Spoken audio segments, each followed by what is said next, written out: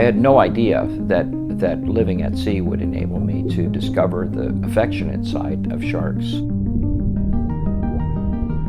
You would think that somebody like me doing shark dives, probably more than anyone on the planet, would probably have no arms or legs. And you can see I'm perfectly fine. Clayton, great to meet you. Tell me, where are you based? I'm based in Mexico City, so not very close to the ocean, but down here south, in a country that has lots of beautiful dive spots and beaches. How did you get to Mexico City? I mean, how long have you been there? I've been here since 2008, so that's going on 11, 12 years now. And I originally came down here to study in the National University, studying nothing related to the ocean or marine biology or anything like that. I don't have any formal studies in those areas. I studied social linguistics and social anthropology, which was, it's great if you are into academia and you want to do a career in academia, but I was much more interested in being out in the world. So I eventually sort of organically transferred into journalism, and basically that's sort of my profession now since the first couple of years of being down here. Excellent, fantastic.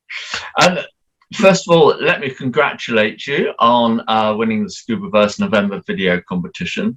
I have to say that month, November, there were more entries than usual, and they were of an amazingly high standard too.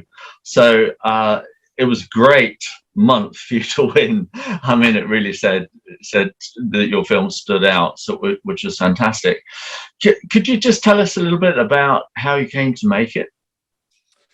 So one of the jobs that I do a lot of freelance work. So I do a lot of freelance work for specifically a radio program on the BBC, the BBC World Service called Outlook. And they're sort of human interest podcast stories of inspiring people, characters. And because I have a deep interest in the sea and diving, I'm always looking for people that have compelling stories that relate to the ocean for the program, even though the program is not ocean specific in any way or marine specific. It's a pretty wide swath of different sort of topics that are covered in the program. If you have a really great story, we basically want to tell that story. And I had known about Jim Abernethy, this character who lives in Central Florida, and he's known as basically the tiger shark guy. He goes out to Tiger Beach, which is on the west side of the Bahamas, between Florida and the Bahamas. And so I want to do a radio story on him, and so I called him up. I got his contact, and we were talking on the phone, and I just realized that I couldn't just be here on the phone. And because we're in COVID, a lot of the interviews that I do for this radio program are distant. Pre-COVID times, I would go to actual places and, do a sit-down interview and record, ambient sounds and things like that. But the idea wasn't to actually film him originally, but when I was just talking to him and hearing how, he's just such a character. He's so exciting. He's so, he's just got this energy, and, it's very, very evident, his passion. I just knew I had to catch him on film. So I said, you know what, I'm just gonna go up there. Which, I didn't really have an agreement with the BBC, because, they only allow me to do this telephone interview because there's, questions of security and safety. But I just said, I'm going to do this on my own. This is going to be my own trip. And so I went up there, visited Jim, and, we sat down, talked in his home, and, suddenly we were out there on Tiger Beach, and I was watching him with those sharks. Well, it turned out to be a great film. So tell me, Outlook, did they help you at all? Did they commission it in any form at all, or did you simply make it all on your own? No, I did this all on my own. I knew it would be a great story for Outlook. I know Jim's story was really compelling. It would be great for Outlook. But I knew I mean, once I heard of his story and I wanted to talk to him. You know, we're having a conversation right now, so I called him up to have sort of a pre-interview to sort of hear out his story. But while I was talking to him, I just knew that I had to see this character. I had to meet this guy in person. I had to see what he was doing, and you know, out there in Tiger Beach on his boat. So it wasn't a commission. I later pitched it to Outlook, and they took it on. But originally, it was just, I'm going to go up there. I'm going to do this all on my own. It was totally independently funded, and then later it was pitched to the program. So you presented them with a totally finished film. Basically, yeah. Yeah. Here's the story. Here's all this material, and they're like, okay, yeah, sure.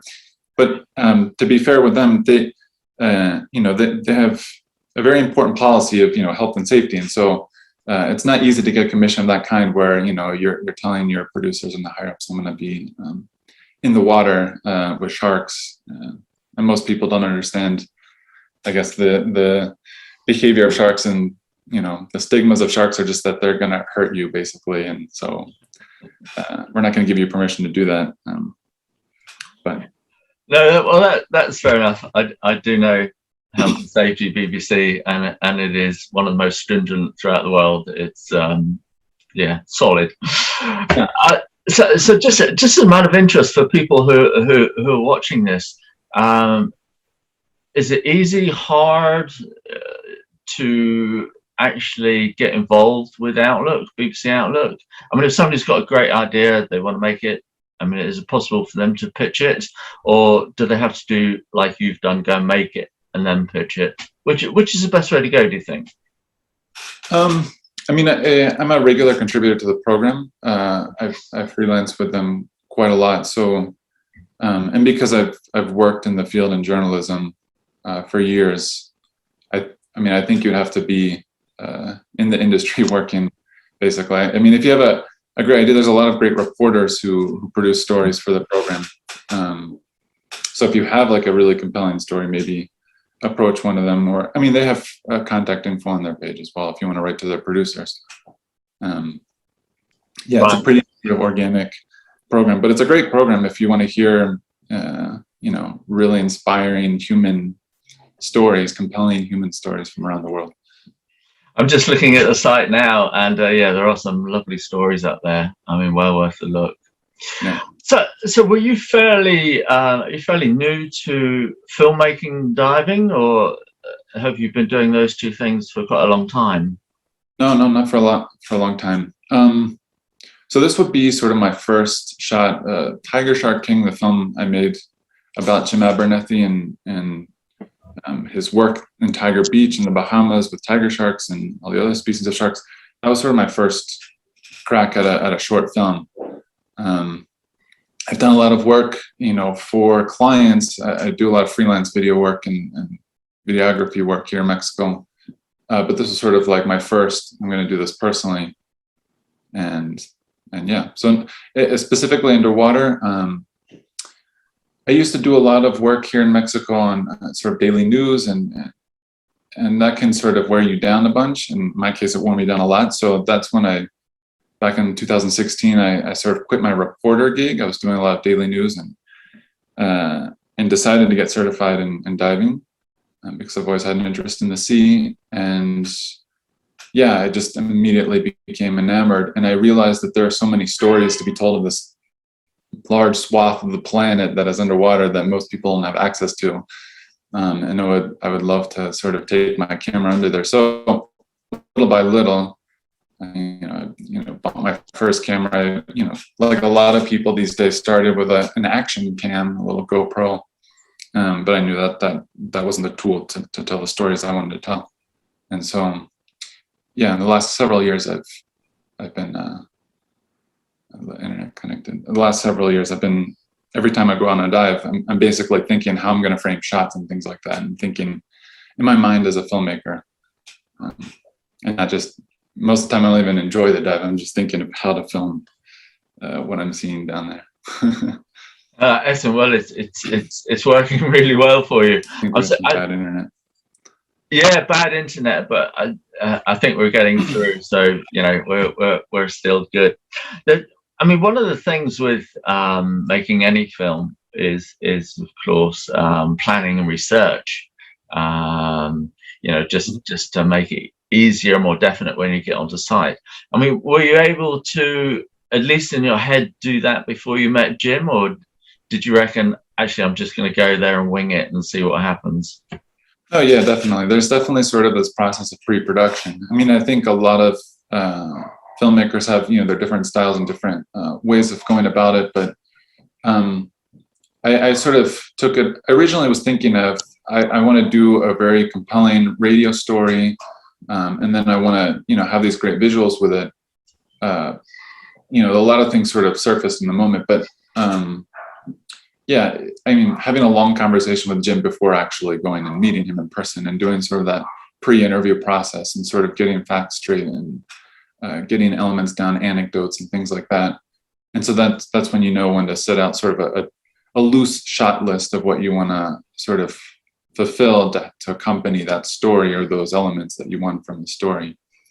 So yeah, there's definitely always a pre-production process and a planning process that goes ahead. But then there's always things that appear that, you know, are organic and, you know, sort of go beyond your expectations or whatever. In any project, I think that you're filming. I'm sure you're very aware of this because of your experience of years and years. Yeah, yes, of course. I mean, it doesn't matter how you plan. You gotta be prepared to adapt and change. And I mean, things either don't go as well or they go amazingly even better. So, yeah. Did you end up with pretty well what you hoped for, or did you literally go overboard and just shoot and have hours of stuff to go through in the edit room? I mean, there's not a lot of locations. You're not a lot of different locations, so you're not having to sort of plan in a lot of different spots. You're on a boat and you're underwater, and you're on a boat and you're underwater. So there was, yeah, I mean, underwater, to me, it's sort of, because I'm still trying to get better at filming underwater. Yeah, it was filling up the memory cards a bunch, taking as much as I could, but also, you know, thinking about, okay, this last dive, you know, I had these shots that I liked, this angle that I liked, or, you know, a shark doing a silhouette or whatever. But now, when I go back down again, how can I compose other images, you know, and sort of fill out the shot list that I'd already sort of pre-planned. But a lot of it was just shooting. But yeah, it's sort of a mixed process. Well, that's fair enough. I mean, you know, in the end, that's what we all do, unless we're on a really tight schedule, and then you have to stick to it if you've got time. Fantastic. We were out there for 3 days. It was a short weekend trip. Yeah, well, that can be a long time, you know. It obviously was enough, so which is great. As a matter of interest, what do you edit on? I edit on Final Cut Pro X or 10. Yeah, and you enjoy the editing process. I mean, for me, it's half of filmmaking, but some people I know just like to pass the edit on. Yeah, I just love it. No. To me, it's very frustrating when you have, you know, a visual sequence in mind when you're out in the field or you're in a place or you're with someone and you film this whole sequence and then you pass it on to someone else that takes on the job of editing, and that sequence isn't in there. I mean, yeah, to me it's frustrating because you don't have, you know, your hand in that part of the creative process. But then there's some people that work really well. If you work with a really great editor and you have that great fluidity and sort of that dialogue and communication, sometimes a great editor can pull things out that you didn't even realize that you had and tell even more compelling story of the images that you took. But I personally, yeah, I like to edit. I like to sit in front of the computer and just chop away. But yeah. Yeah, absolutely. An editor who's keen on your project is just invaluable. I mean, what they can bring to the film, it can be extraordinary. But at the same time, I know exactly what you mean. I can't let an editor, anybody, just have stuff and say, there you are, thank you. I have to sit there and contribute. Because you spent so much time developing the story, and you know what shots are hidden away that fit and edit in. Right, exactly. Yeah, no, crikey. And one of the things about the film is the music that you chose, which was I mean, it was perfect. It was just a subtle sound that was in the background. It added to the images. How did you find the music? There's a lot of there's a really great site that's a free music archive, and there's different ways of usage in terms of copyright. It's a pretty large bank, and there's a lot of creatives that put their music on there. There's a lot of other websites as well that you can pay subscriptions to and things like that, where you get basically copyright-free music to utilize. And it's just, yeah, it's just sort of, I mean, that can be a very time-consuming process of sort of picking through libraries. And also, if you work with, there's great musicians out there. I've done other projects where specifically we go to a specific musician. We've had people actually, you know, compose music for different films up, and it's a classic, you know, thing that you do in filmmaking. But for a lot of the types of projects that I work on, it's pretty varied. But there's some really great archives out there and sort of libraries.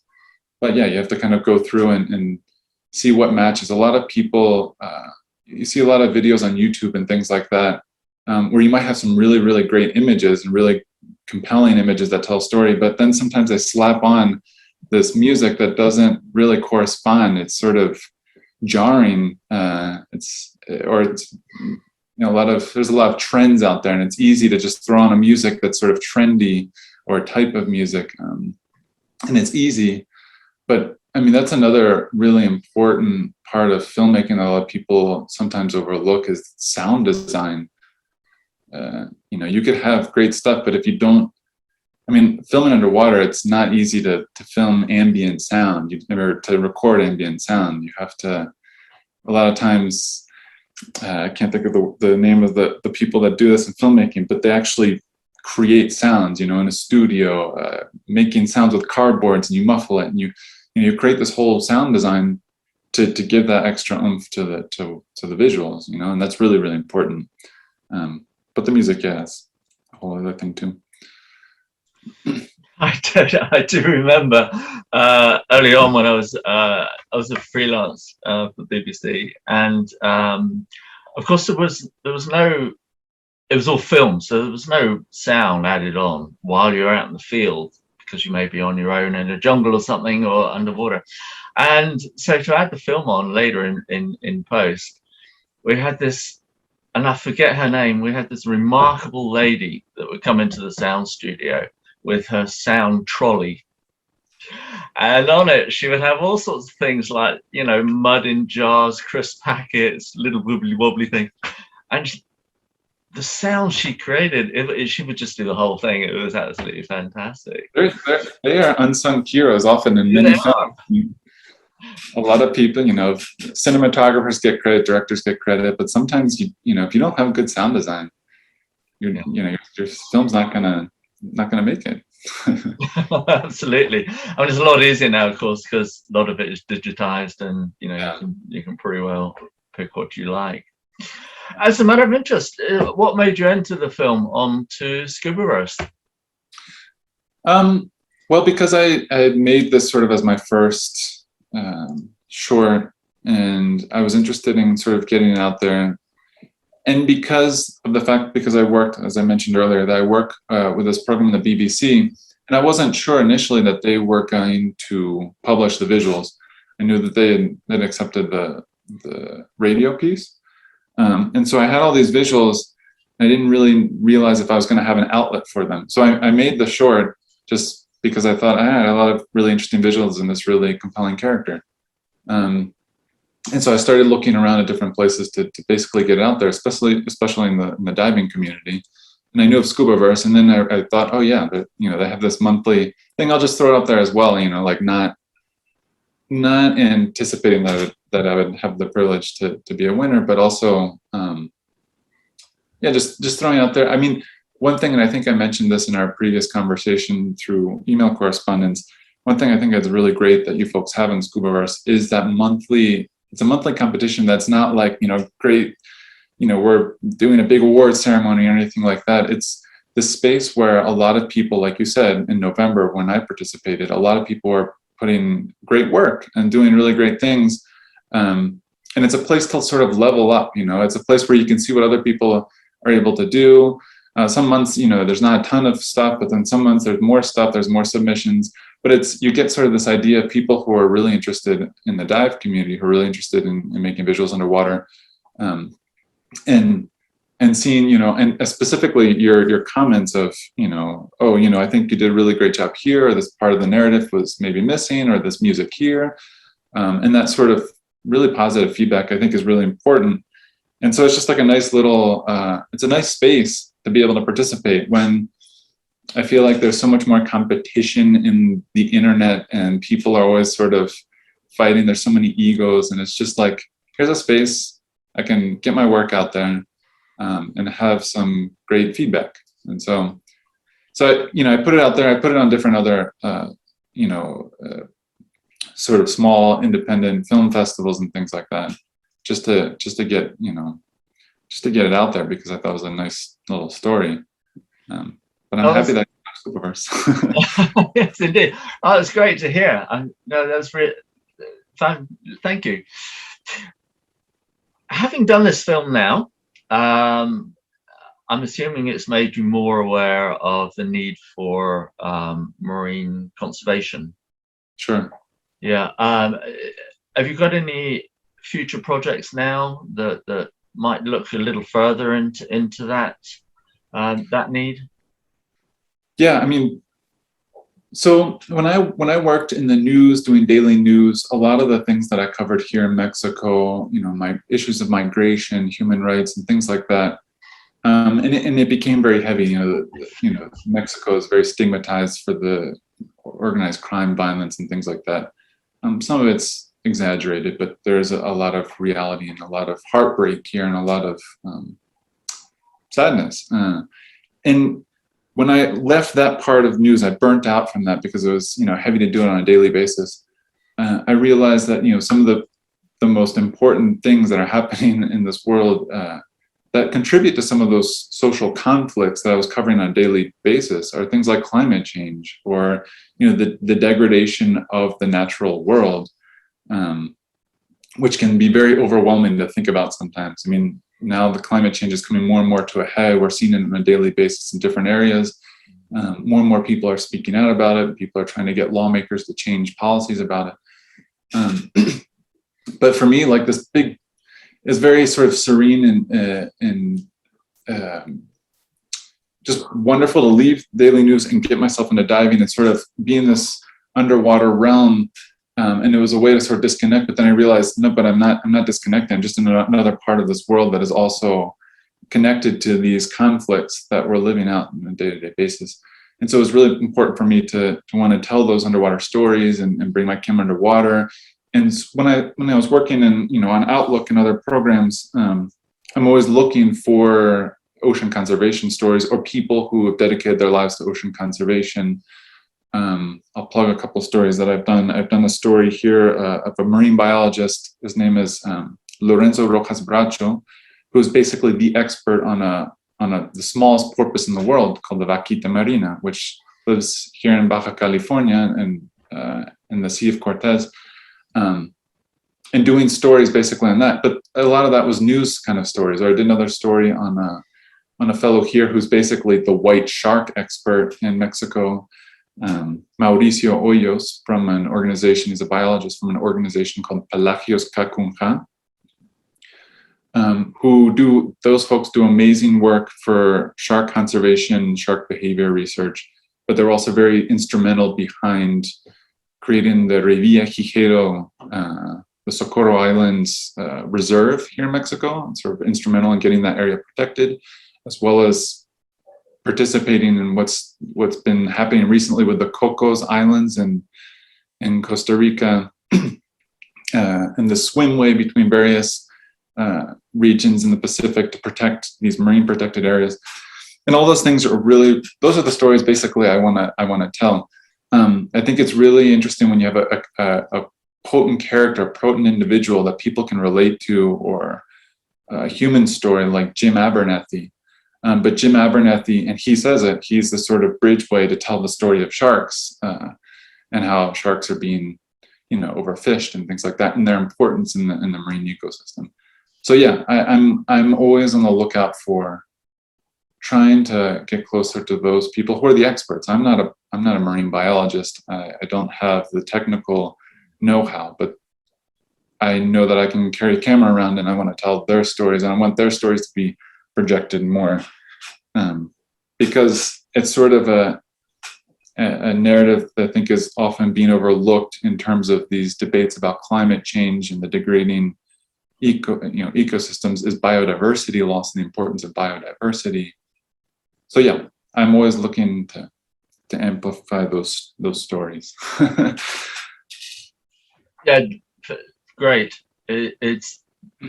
I wish you all success with that. And I mean, having seen your short film, I'm sure anything you do now is going to be really well received. I mean, and actually, as you work through your projects, do share it with us on Scubaverse, and we'd love to see that. Clayton, thank you very much for taking time to talk to us. It's been great to meet you. Yeah, and congratulations again on winning November's competition. It's do take care, and best of luck in the future. Thanks a lot. You too. Bye for now. Bye.